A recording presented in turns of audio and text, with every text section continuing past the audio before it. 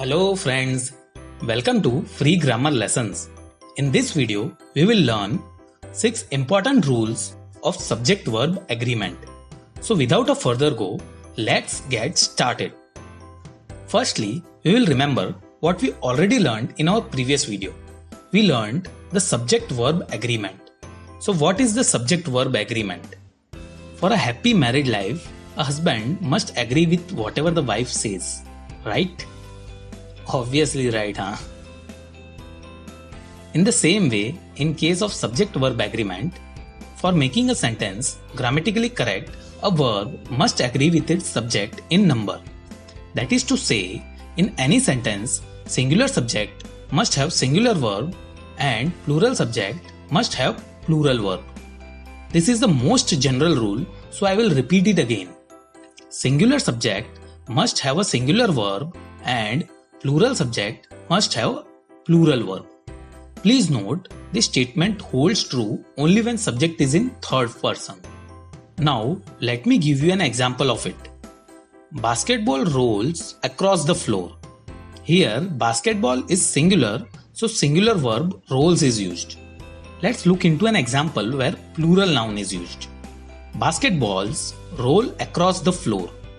Here, a noun is plural, so plural verb roll is used. This is the most general rule and we have already discussed regarding this rule in our previous video related to subject-verb agreement. Please check that video if you haven't already or need a revision after this video. I will give you the link in the description. Now, apart from this general rule, there are some tricky cases. For those tricky cases, we have defined some rules. So now we will learn those rules. Let's start with rule number 1. Rule number 1 says two singular subjects connected by and require a plural verb. I will try to explain this rule with a simple diagram.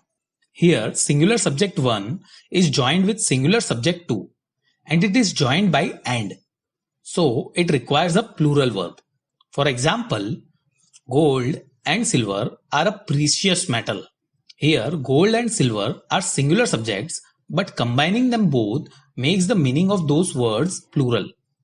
So we used are, which is plural form. Let's look into one more example. He and I were playing. Here also, combining two singular subjects, he and I makes the combination plural. So we have used a plural verb were. But there are exceptions to this rule. If the nouns suggest one idea to the mind or refer to the same person or thing, the verb is singular. For example, bread and butter is his only food. Here, bread and butter is the combination which we consider as same only. That is one thing only. So we used is here. Let's look into one more example of this kind. Time and tide waits for no one. Here, we are using time and tide as a single unit for communicating the same idea. So we have used a singular verb waits. This is rule number 1. Two singular subjects connected by and require a plural verb. Also, please remember the exceptional cases. Let's look into the next rule. Rule number 2. Rule number 2 says two or more singular subjects joined by or nor require a singular verb. Let's see this rule with a simple diagram. Here, singular subject 1 is joined by singular subject 2 and it is joined by or nor. So, it requires a singular verb. For example, neither food nor water was found there. Here, singular subject food and water is joined by nor. So, we use singular verb was. Let's look into the next example. Either the cat or mouse has been there. Here, singular subject cat and mouse is joined by or. So, we use the singular verb has. Let's look into a different scenario in this case. If one subject joined by or nor is plural, the verb is plural. And plural subject must be placed by the nearest verb. For example, neither the chairman nor the directors are present. Here, the word chairman is singular, but the word directors is plural. So, we use the plural verb are. Please also note plural subject directors is used just before the verb are. So this is rule number 2. Two or more singular subjects joined by or nor require a singular verb. Let's look into the next rule. Rule number 3. Rule number 3 says when the subjects joined by or nor are of different persons, the verb agrees with the nearer. Let's see this rule with a simple diagram. Let's look into the examples to understand this rule. Neither you nor he is to be blamed. Here, subject you is in second person and subject he is in third person. But verb is nearer to subject he. So verb is used. Let's look into one more example of this kind. Either you or I am mistaken. Here the verb am is used as it is nearer to subject I, which is in first person.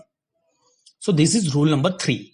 When the subjects joined by or nor are of different persons, the verb agrees with the nearer one. Let's look into the next rule. Rule number 4.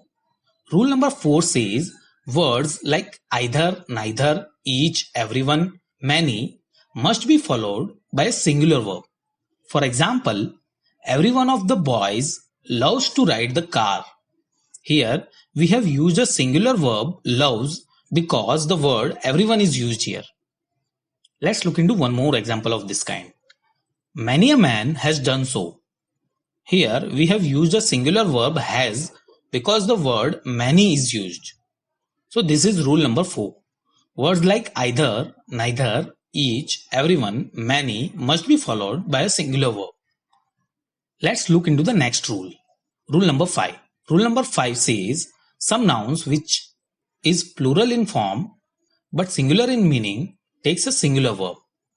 For example, mathematics is the branch of study in every school.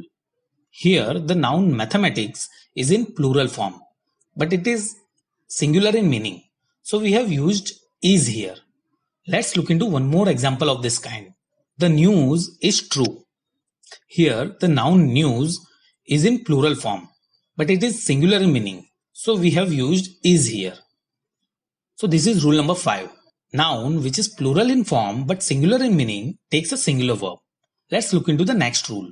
Rule number 6. Rule number 6 says some noun which is singular in form but plural in meaning take a plural verb.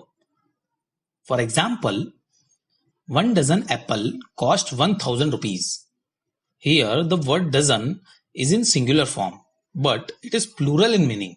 So we use the plural verb cost here. Let's look into one more example of this kind.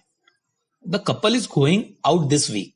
Here the word couple is in singular form but it is plural in meaning. So we use the verb are here. So this is rule number 6. Some noun which is singular in form but plural in meaning take a plural verb. These are 6 important subject-verb agreement rules you must remember. Let's quickly revise what we learned in this video. Firstly, we understood the most basic and important principle of subject-verb agreement, which is in any sentence, singular subject must have a singular verb and plural subject must have plural verb. Then we saw the 6 important subject-verb agreement rules, which are rule number 1. 2 singular subjects connected by and require a plural verb. Rule number 2. 2 or more singular subjects joined by or nor require a singular verb. Rule number 3. When the subjects joined by or nor are of different persons, the verb agrees with the nearer one. Rule number 4. Words like either, neither, each, everyone, many must be followed by a singular verb. Rule number 5. Some noun which is in plural form but singular in meaning takes a singular verb. Rule number 6. Some noun which is singular in form but plural in meaning takes a plural verb. So that's all in this video. I hope you liked the video. Thank you for watching the video. If you have any questions or suggestions related to the lesson, please write in the comment section. If you liked the video, please hit the like button.